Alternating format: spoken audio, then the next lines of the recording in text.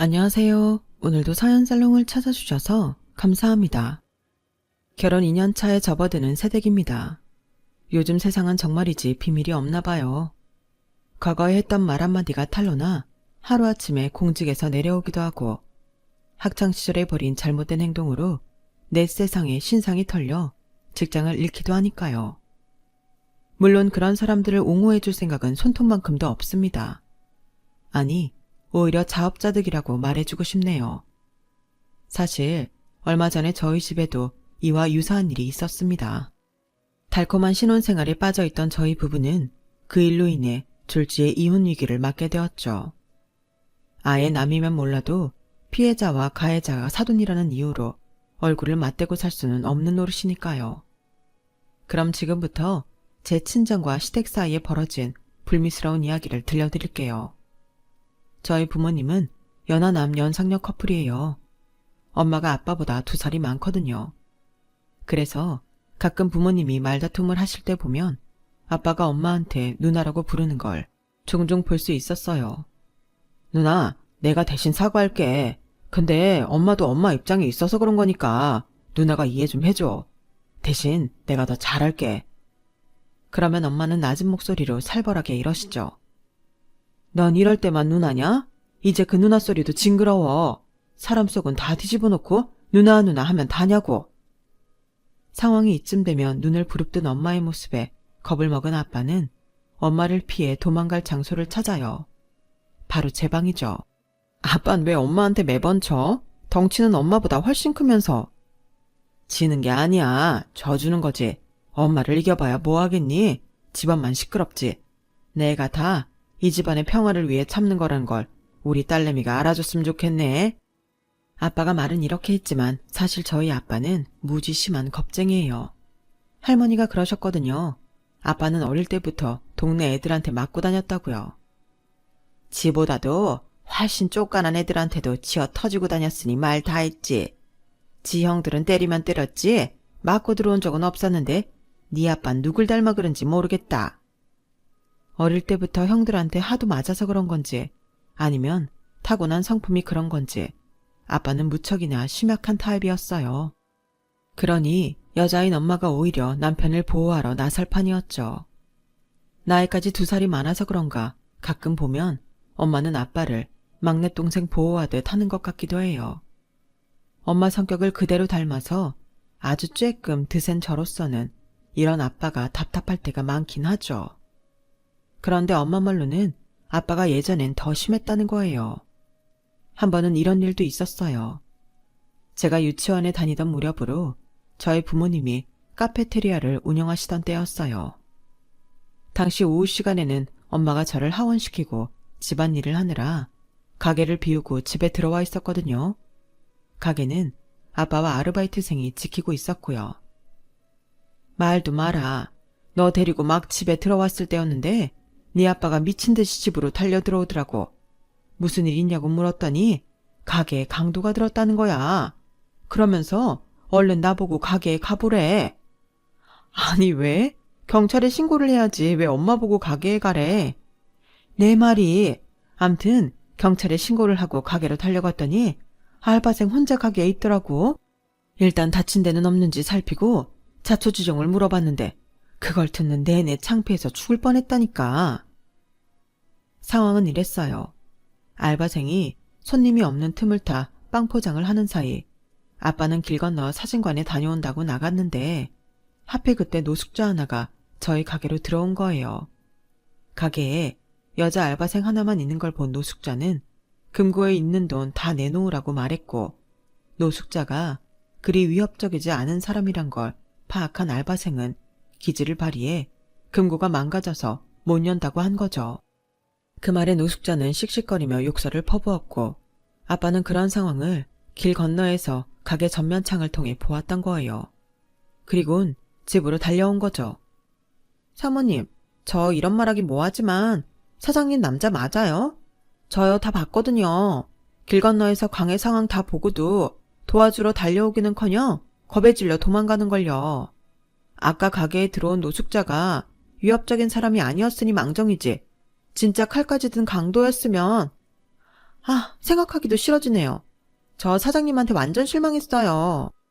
그날 밤 엄마는 아빠를 엄청 혼냈어요. 딸 가진 부모로서 어떻게 내 가게에서 남의 집 딸내미가 위험에 처했는데 도망을 칠 수가 있냐고요. 도망을 칠 거면 근처 파출소로 달려가 도움이라도 청할 일이지 왜 집으로 왔냐고요. 그랬더니 아빠가 뭐라고 했는지 아세요? 경찰보다 누나가 더 세잖아. 어이가 없어서 참. 네, 저희 엄마가 세긴 세죠. 태권도 유단자거든요. 아빠가 엄마한테 반한 것도 그 때문이기도 했어요. 아빠가 고등학교 1학년 때였는데 방과 후 집에 가다가 같은 학교 날라리들한테 삥을 뜯기고 있었다나 봐요.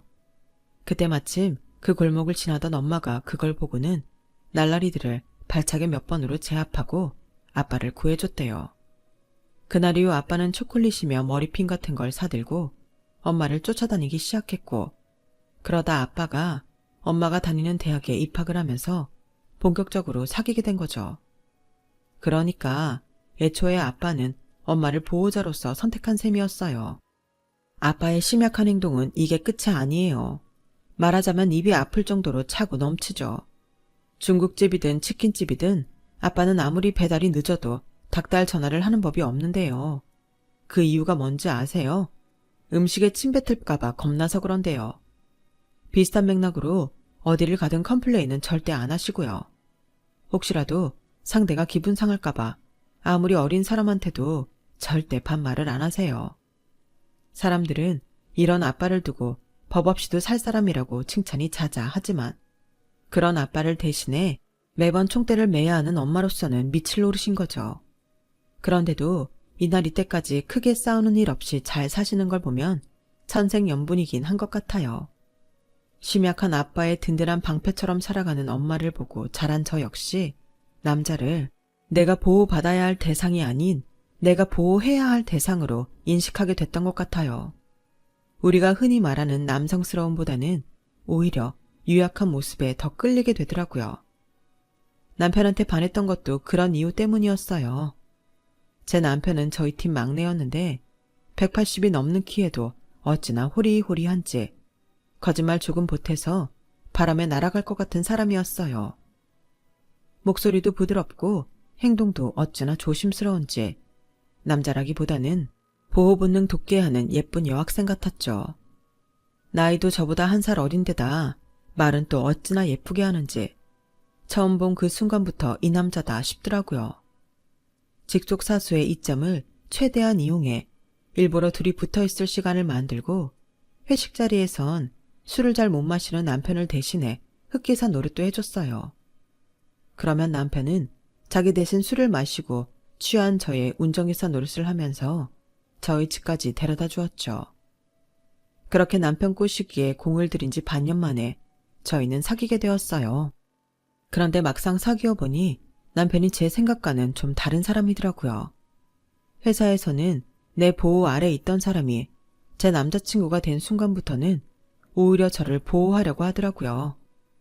지금껏 내가 리드하는 연애만 하다가 남편한테 주도권을 뺏기게 되니 처음엔 당황스러웠어요. 그런데 이상하게 싫지는 않더라고요. 오히려 마치 저를 물가에 내놓은 아이처럼 전전긍긍하고 애지중지하는 모습을 보니 이제야 진짜 내가 여자가 된 것처럼 묘한 기분이 들기도 했거든요. 한 번은 제가 장난으로 누나라고 해봐. 그랬더니 정색을 하며 이러는 거예요. 사귀는 사이에 무슨 누나야. 차라리 나한테 오빠라고 불러. 그럼 내가 오빠 노릇은 해줄 테니까. 곧 죽어도 남자라고 자존심을 세우는데 그 모습도 귀엽더라고요. 예전에 사귀었던 남자들은 누나 하면서 데이트 비용도 저한테 미루고 툭 하면 이거 사달라 저거 사달라 요구만 했었는데 남편은 달랐어요.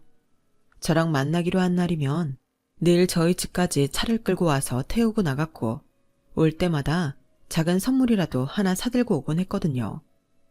장미꽃 한 송이라든가 헤어핀이라든가 마카롱 같은 소소한 것들이었지만 평소 제가 좋아하는 것들을 기억하고 챙겨준다는 거에 명품백을 받은 것보다도 더 큰 기쁨을 느꼈어요. 어릴 때부터 금슬이 좋은 부모님을 보고 자라면서 나도 나중에 다정한 남자를 만나 행복하게 살고 싶다는 생각을 해왔었는데 그런 점에서 남편은 딱 제 이상형이었죠. 그래서 사귄 지 2달도 되기 전부터 넷이 민남자랑 결혼을 해야겠다고 결심했던 것 같아요. 하지만 정작 결혼은 3년이나 더 지난 후에 하게 되었어요. 코로나 영향 때문이기도 하고 남편이 저보다 사회생활이 늦어서 결혼 자금을 좀 모아야 했거든요. 집안이 넉넉치 않아서 대학 등록금부터 용돈까지 늘 자기 손으로 벌어서 썼던 남편으로선 어쩔 수 없는 상황이었지만 서른이 코앞으로 다가온 저로서는 기다리는 시간이 마음겁의 세월만큼이나 길게 느껴졌었죠. 그리고 드디어 남편의 3년 만기 적금이 완성된 그날 저희는 저희 집에 인사를 드리러 갔어요. 저만큼이나 오매불망 제 결혼을 기다리시던 부모님은 무척이나 환대를 해주셨고 기분 좋게 결혼 승낙을 받을 수 있었어요. 그리고 한 주 뒤 시댁에 인사를 드리러 가게 되었죠.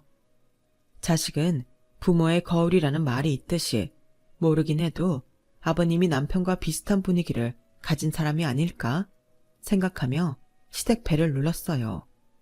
그런데 50대 중년임에도 자격이 엄청 좋은 분이 문을 열어주시지 뭐예요. 게다가 인상도 꽤 강해 보였어요. 좋게 말해서 강한 거고 얼굴에서 웃음기만 빼면 조폭 같은 분위기였어요. 살짝 동공에서 지진이 났지만 애써 감정을 숨긴 채 현관으로 들어섰어요. 20평대 중반의 빌라였지만 집안을 깔끔하게 꾸며놔서 답답함 없이 시원해 보였어요. 주방에서 나온 시어머니는 아버님과 달리 여리여리한 천상 여자 스타일이었죠. 보니까 남편이 어머님을 닮은 거더라고요. 아버님은 제가 준비해간 양주를 받아드시곤 엄청 좋아하시더라고요. 이야, 이 비싼 걸 다 사오고 집이 좀 사는가 봐. 농담이에요. 그래, 부모님은 다 살아계시고 사는 동네는 어디예요? 아버님은 회사원이신가? 아니면 자영업이나 개인 사업을 하시나? 아버님은 성질이 꽤 급하신 편인지 제 대답도 듣기 전에 서너 개나 되는 질문을 한꺼번에 쏟아내셨어요. 제 대답을 들으신 후에는 꽤 만족스러우셨는지 바로 저를 며느리라고 부르시며 말을 놓으시더군요. 갑작스런 호칭 변화에 좀 놀라기는 했지만 싫지는 않았어요. 3년 동안 결혼을 바라왔던 저로서는 너무도 듣고 싶은 호칭이기도 했으니까요. 아버님은 선물은 사온 사람 앞에서 써주는 게 예의라며 반주로 제가 사간 양주를 드셨어요. 그리고는 살짝 오른 치기에 기분이 좋으셔서 그랬는지 목소리도 커지고 말씀도 많아지셨죠. 내가 지금은 이 모양이 꼴이지만 그래도 젊었을 땐 주먹 깨나 썼던 사람이야. 그땐 근육도 엄청 났었는데 그걸 못 보여주는 게 아쉽네. 우리 며느리 친정아버지는 어떤 분이신가? 시원시원한 우리 며느리 성격을 보면 분명 나랑 잘 맞는 분일 것 같은데. 차마 아버님 앞에서 심약한 우리 아빠 얘기를 할 수가 없어서 저는 그냥 미소로 상황을 모면했어요. 내가 남편을 보고 내 멋대로 시아버지를 떠올렸던 것처럼 아버님도 분명 저와 같을 거라 생각했지만요. 요즘은 시대가 바뀌어서 사돈간에도 친구처럼 지낼 수 있다며 자신하시는 아버님을 보니 이참에 저희 아빠도 아버님을 닮아 좀 남자다워졌으면 하고 기대를 하게 되었죠. 양쪽 집 모두 저희 결혼을 환영해주는 분위기라서 왠지 축복받은 결혼을 하게 된 것 같은 착각까지 들었어요. 그래, 우리가 인연은 인연이었던가 봐. 이러면서 하루빨리 식을 올리고 싶다는 생각을 했어요. 그래서 상견례도 서둘러 잡게 되었어요.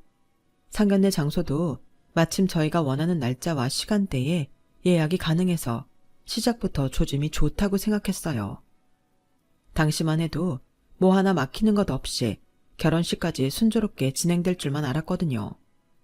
하지만 그런 섣부른 기대는 상견례 장소에 도착한 그 순간 산산이 깨지고 말았어요. 약속 시간보다 20여 분 일찍 도착한 저희 식구는 먼저 룸에 들어가 기다리고 있었어요. 그리고 몇 분 뒤에 남편과 시부모님이 룸 안으로 들어오셨죠. 그런데 그 순간 아빠가 안절부절하시며 인사도 나누기 전에 화장실에 다녀오시겠다고 나가시는 거예요. 저랑 엄마는 무안해서 어쩔 줄 몰라 했죠. 그랬는데 아버님이 호탕하게 웃으시며 그러시는 거예요. 바깥 싸두니 많이 긴장하신 모양입니다. 실은 나도 긴장을 해서 그런가 화장실을 좀 다녀와야겠어요. 안사돈들끼리 먼저 얘기 나누고 계세요. 아버님은 저희를 배려하시라고 일부러 그러셨는지 룸을 나가셨어요. 두 아버님이 안 계신 동안 저희 엄마와 시어머니는 각자 자식들에 대한 얘기며 의례적인 인사말들을 나누셨어요. 그리고 10여 분쯤 지나자 두 아버님들이 나란히 룸으로 들어오셨어요. 평소 담배를 안 피시는 아빠한테서 담배 냄새가 나는 걸 보니 아버님이랑 같이 계시느라 냄새가 밴 것 같더라고요. 그런데 밖에서 두 분이 무슨 얘기를 나누셨는지 저희 아빠 표정이 너무 안 좋은 거예요. 초조한 듯 마른 입술에 자꾸 침을 바르시는 것도 그렇고 시선을 어디에 둘지 몰라 하셨죠. 그 모습을 본 엄마가 아빠한테 물었어요. 여보, 어디 안 좋아요? 얼굴이 왜 이렇게 창백해? 아니야, 나 괜찮아. 긴장이 돼서 그런가 봐. 얘도 참, 왜 당신이 긴장해요? 당신이 결혼하는 것도 아닌데. 그러자 아버님이 얼른 끼어들었어요. 승원이 넌 여전하구나. 툭 하면 긴장하는 걸 보니. 아참, 안사돈, 그거 아셨습니까? 승원이랑 저 고등학교 동창입니다. 동창 녀석을 사돈으로 만나게 할 줄은 몰랐네요. 우리 애들이 인연은 인연인가 봅니다. 어머, 그래요? 세상 참 좁다더니 어떻게 이런 인연이 다 있을까요? 아무쪼록 저희 딸 좀 잘 부탁드립니다. 아이고, 무슨 그런 말씀을. 친구 딸이면 내 딸이기도 하지 않겠습니까? 내가 내 자식처럼 살뜰히 보살필 테니 사부인께선 아무 걱정 마세요. 며느리가 누굴 닮았나 했더니 안사돈을 닮아 얼굴도 예쁘고 성격도 시원시원한 모양입니다. 승원이 저 녀석은 학교 다닐 때도 눈에 안 띄게 조용하기만 했거든요. 얌마, 너 결혼 잘했다. 이렇게 멋진 와이프를 다 만나고 부럽다 부러워. 아버님은 웃음꽃이 피는 얼굴로 상견례 분위기를 부드럽게 만들어주셨어요. 반면에 저희 아빠는 몸 마려운 강아지처럼 끙끙대기만 하셨죠. 분명 뭔가가 불편하신 모양인데 날이 날인지라 아빠한테만 신경을 쓸 수가 없어서 그날은 그냥 넘겨버렸네요. 그러지 말았어야 했는데 말이죠. 두 아버님이 고등학교 동창이라는 사실이 밝혀진 이후 결혼 준비는 더 속도를 내기 시작했어요. 아버님이 동창과 사돈을 맺게 돼서 기쁘시다며 어지간한 건 다 저희 쪽에 맞춰주셨거든요. 저랑 엄마는 시아버지 배려에 많이 고마워했죠. 저희 아빠만 빼고요. 여보, 당신은 친구 잘 둔 줄이라 알아. 딱 보니 그리 친한 사이는 아니었던 것 같은데도 사돈은 당신이랑 동창이라고 번번이 우리 쪽 편일을 봐주잖아. 그런데도 당신은 뭐 느껴지는 거 없어? 느끼긴 뭘 느껴. 미안하지도 않냔 말이야. 친구는 애들 혼사에 이렇게 노력하는데 당신은 상견례 때부터 표정이 그게 뭐야? 도살장에 끌려가는 소처럼 세상 억울한 표정만 짓고 말이야. 설마 당신 우리 가연이 시집 보내기 싫어서 그러는 거야? 아니면 동창 사이에 내가 모르는 일이라도 있는 거야? 그런 거 없어. 그냥 마음이 심란해서 그래. 아빠 표정은 분명 예전과 달리 많이 어두워졌어요. 저도 단번에 알아볼 정도로요. 그런데도 아빠는 한사코 아무 일 없다고 말씀하시더라고요. 그렇게 시간은 흘러 저희 부부는 무사히 결혼식도 치르고 신혼여행도 다녀왔어요. 처음엔 시댁의 모든 게 낯설고 불편하기만 했었지만 4번의 명절을 지내는 동안 저도 시댁 분위기에 익숙해졌어요. 저희 시어머님이 묻어난 분이시라서 시집살이 걱정은 하지 않고 살고 있어요. 사실 처음 인사를 드리러 왔을 때는 무표정에 말수도 적으셔서 속을 알 수 없어 걱정을 했는데 오히려 지나고 보니 속도 깊고 정도 많은 분이시더라고요. 첫인상과 많이 다른 사람은 오히려 시아버지셨어요. 호탕하고 서글서글한 줄 알았던 아버님은 이기적인 면이 많고 아내한테 함부로 대하는 나쁜 버릇까지 있으시더라고요. 게다가 공짜는 또 어찌나 좋아하시는지 공짜라면 양잿물도 마실 뿐이셨죠. 아가, 니네 회사에서 행사하고 남은 사은품 좀 없냐?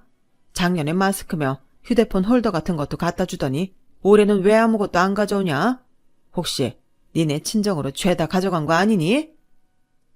아, 올해는 사은품을 많이 안 찍어서 재고가 없어요. 그런데요, 아버님, 저희 회사 로고 찍은 사은품 쓰시기 창피하지 않으세요? 저희 회사 제품이 어린 친구들을 타깃으로 하는 제품이다 보니 사은품도 다 애들용이잖아요. 어른들이 쓰시기엔 좀 그럴 텐데요. 공짜로 받는 건데 그게 무슨 상관이냐? 난 상관없다. 그러니까 제품에 상관없이 사은품 남으면 바로바로 가져와. 아예 박스채 가져오면 더 좋고. 제대로 쓰지도 않고 집에 쌓아두면서도 그렇게 욕심을 내시네요. 보면 아버님은 뭐든 얻어다 집에 쌓아두는 편이고 어머님은 아버님 몰래 그걸 빼다가 주변에 나눠주는 스타일이더라고요. 그러던 어느 날이었어요. 오랜만에 친정에 갔는데 엄마가 다이어리랑 미니 달력을 보여주더라고요. 가게 오픈 20주년을 기념해서 리뷰 이벤트에 참여하는 고객들한테 선물로 줄 거라면서요. 에이, 이런 걸 요즘 누가 쓰나? 가게 상호가 대문짝만하게 찍혔는데. 하긴 우리 시아버지 같은 사람만 있다면 이런 것도 엄청 좋아하긴 하겠다. 왜? 네 시아버지가 어떻길래? 말도 마. 우리 아버님은 공짜라면 관 속에 묻혔다가도 번쩍 눈 뜨고 일어나실 분이거든. 나보고도 회사 사은품 남은 거 가져오라고 수시로 전화하신다니까. 인턴이나 사원급이야. 나이도 어리고 직급도 낮으니 사은품 몇 개 집어가도 뭐라 안 하지만 난 명색이 팀장인데 그걸 어떻게 챙겨와? 사람들 눈치 보이게. 그래서 사은품 다 나갔다고 했더니 언젠가는 회사까지 찾아오셨더라고요. 말로는 며느리가 일하는 사무실 구경 왔다고 하시는데 내가 우리 시아버지를 모르겠어. 눈을 부릅뜨고 사은품 남은 거 없나 찾으시는 눈치더라고. 어찌나 귀신같이 찾아내시는지 결국 쇼핑백으로 한가득 얻어가셨다니까. 창피해서 죽는 줄 알았어. 사돈이 왜 그러셨다니? 애들 일하는 직장까지 찾아가선. 그래, 박서방은 뭐래?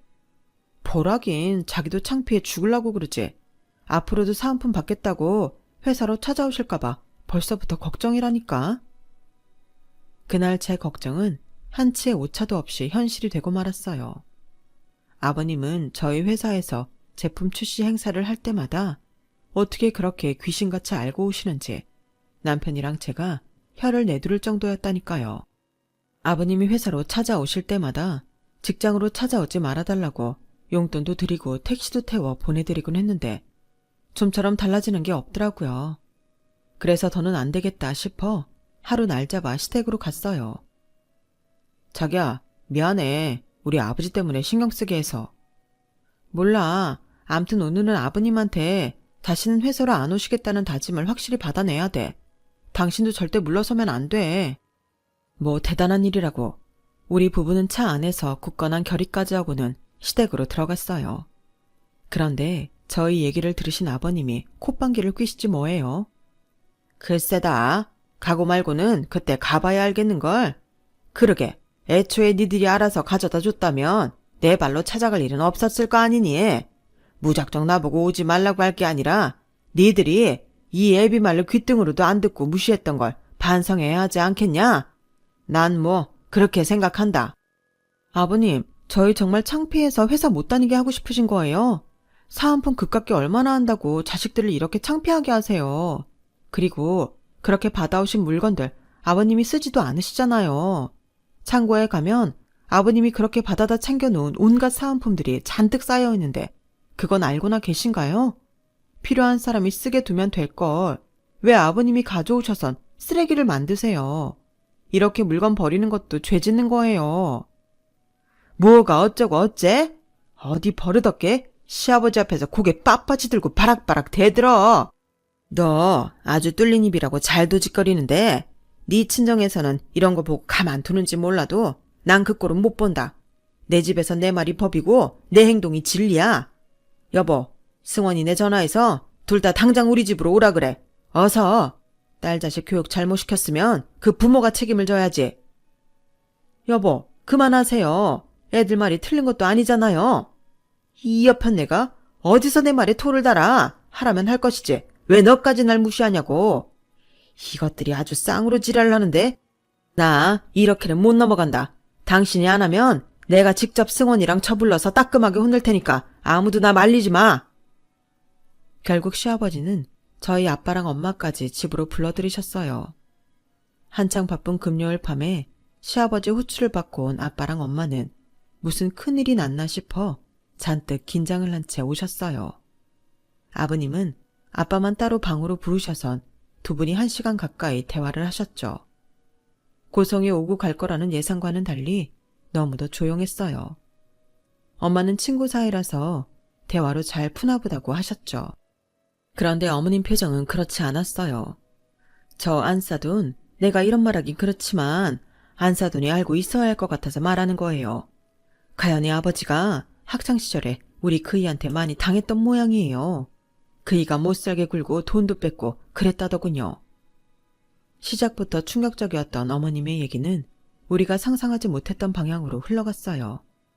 저희가 상견례를 한 이후 아버님은 저희 아빠를 집으로 부르셨었대요. 저희 앞에서 예단비를 받지 않겠다고 하신 것과 달리 저희 아빠한테 1,000만 원을 요구해 받아냈다고 하더군요. 이건 저희 엄마도 모르는 사실이라 시어머니 말에 다들 꽤나 놀랐어요. 그런데 그게 다가 아니었어요.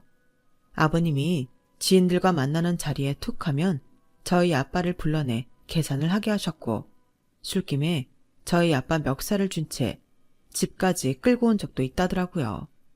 거기다 시도 때도 없이 저희 아빠한테 가게 사은품을 가져오라고 시켜서는 창고방에 잔뜩 쌓아두시기도 했다는 거였어요. 그 말을 듣고 창고방 문을 열어봤더니 세상에 저희 식당 상호가 찍힌 다이얼이며 미니 달력이 가득 쌓여 있더라고요. 그걸 본 엄마 표정이 싸늘하게 변해버렸어요. 어째 내가 가게를 비울 때마다 사은품이 푹푹 줄어든다 했더니 그게 다 여기에 있었네? 죄송해요, 안사돈. 진작 말씀드리고 싶었는데 바깥 사돈께서 애들한테 창피하니 비밀로 해달라고 하셔서 제가 대신 사과드릴게요. 정말 죄송합니다. 아니요. 사과는 잘못한 놈한테 받아야 맞는 거죠. 안사돈이 무슨 죄가 있겠습니까? 대신 저 오늘 사과 제대로 받고 갈 테니까 내가 무슨 일을 벌이든 끼어들지 말아주세요. 말을 마친 엄마는 아빠와 시아버지가 있는 안방 쪽으로 가 방문 문고리를 돌렸어요. 하지만 안에서 잠근 탓에 칠척 소리만 나고 열리지 않더라고요. 그러자 제 남편이 열쇠를 찾아와 문을 열었어요. 그런데 맙소사 두 아버님이 안방 안에서 얘기를 나누는 줄 알았더니 그게 아니더라고요. 아버님이 저희 아빠를 깔고 뭉갠 채 괴롭히고 있는 거예요. 저희 아빠는 숨이 막히는지 터질 것처럼 빨간 얼굴로 헉헉대고 있었죠. 그걸 본 엄마는 눈이 뒤집혀서는 그대로 달려가 아버님 얼굴을 정통으로 걷어찼어요. 그 바람에 시아버지 얼굴은 회전문 돌아가듯 휙 돌아갔어요. 그리고 양쪽 콧구멍에서 붉은 피가 주르륵 흘러내렸죠. 이 미친 여자가? 아버님은 코피를 확인하곤 울상이 되었어요. 그 사이 아버님 소나기에서 풀려난 아빠는 숨을 몰아쉬며 헐떡이셨어요. 그러는 와중에도 저희들 보기 창피하신지 고개를 못 드시더라고요. 그러자 엄마가 버럭 소리를 치셨어요. 고개 들어. 당신이 왜 고개를 숙여? 고개를 숙여도 그 나이 먹고도 정신 못 차리고 개망나니 짓한 인간이 고개를 숙여야지. 그러자 아버님이 씩씩대며 저희 엄마한테 소리쳤어요. 당신 미쳤어? 누굴 죽이려고 작정했냐고. 남자들끼리 장난 좀 치는데 왜 옆에 내가 끼어들어서 난리야. 며느리가 누굴 닮아 드센가 했더니 지 엄마를 닮아 그런 거로구만. 그러자 엄마가 무섭게 다가가 주먹을 아버님 얼굴을 향해 정면으로 때릴 듯이 훅 내밀었어요. 아버님은 겁에 질려 두 눈을 질끈 감았죠. 눈 떠. 장난 좀 쳐봤는데 겁먹으면 안 되지. 장난? 이 여자가 미쳤나? 당신한테는 이게 장난이야? 이거 엄연히 범죄야. 내가 고소하면 당신 철창신세라고. 알기는 알아? 그래. 그럼 막 고소하면 되겠네. 내 남편 하마터면 네 놈 때문에 잘못될 뻔했어. 그러니까 너도 똑같아. 그뿐이야? 그동안 내 남편 불러다 술값이며 밥값이며 강제로 결제하게 했지? 예단비 핑계로 1,000만 원 삥도 뜯었고 우리 가게 사은품도 강제로 가져다 골방에 쌓아뒀고 진짜 구질구질해서 내가 더 열거하기도 싫다. 이 치졸한 양아치 짓은 초딩들도 안 해. 하물며 남도 아니고 사돈지간인데 이러고 싶었냐? 이놈의 개새끼야? 길게 말 안 한다. 조만간 그간 네가 삥 뜯어간 금액 정리해서 보낼 테니 일주일 안에 계좌로 보내. 안 그러면 바로 소송이야. 아, 니네 골방에 쌓아둔 우리 가게 사은품도 먼지 탈탈 털어서 고스란히 가져와. 돈으로 뱉어내기 싫으면. 알았어? 오늘은 내가 애들 앞이라서 발끝만 살짝 스쳐줬지만 다음번엔 얄짤 없어. 혹시라도 오늘 일로 내 남편 다시 건드렸다간 평생 네 궁뎅이랑 인사하게 해줄 테니까 알아서 해. 이 옆에 내가 진짜 미쳤나? 야, 그리고 너 왜 말끝마다 반말이야? 내가 땡땡고등학교 47기야. 네 두 학년 선배. 눈 까라 이놈아. 한 번만 더 내 남편 괴롭혀봐. 땡땡고교 태권도 베이스 실력 몸소 확인하게 될 테니까. 엄마는 아빠를 데리고 집으로 돌아가셨어요. 남편은 제게 미안하다며 울먹였고요. 사태 파악이 안 되는 건 아버님뿐이었어요. 자기는 잘못한 게 없다며 친구 사이에 그럴 수도 있는 거 아니냐고 대수롭지 않게 말했죠. 그러자 시어머니가 더는 못 참겠다며 한마디 하셨어요. 인간아, 더는 쪽팔려서 너랑 못 살겠다. 내가 이날이 때까지 자식 때문에 참고 살았다만 이제 더는 못하겠어. 이혼하자. 이혼하고 앞으로는 절대 마주치지 말고 살자고 이 화상아. 결국 아버님은 평생 무시하고 살았던 어머님한테 이혼을 당했어요. 이혼 후 재산 분할을 하고 남은 돈으로 저희 아빠한테 뜯어간 돈도 배상을 해야 했고요. 아버님은 거지 똥구멍에 낀 콩나물까지 빼먹을 참이냐고 심하게 반발을 했지만 결국 돈을 갚고 말았죠. 저희 엄마가 변호사를 대동하고 아버님 일터로 가셨거든요.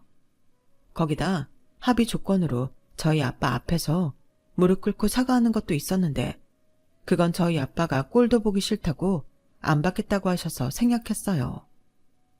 저희 부부는 이 일로 이혼 위기까지 갔었어요.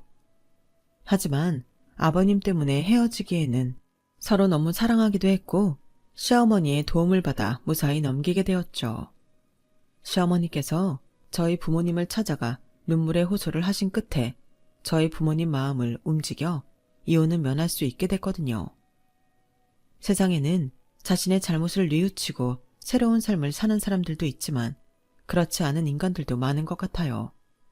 무작정 피해자한테 관용을 베풀라거나 용서하라고 하기보다는 세월이 얼마나 흘렀던 간에 가해자가 제대로 사죄하도록 하는 게 중요한 것 같아요.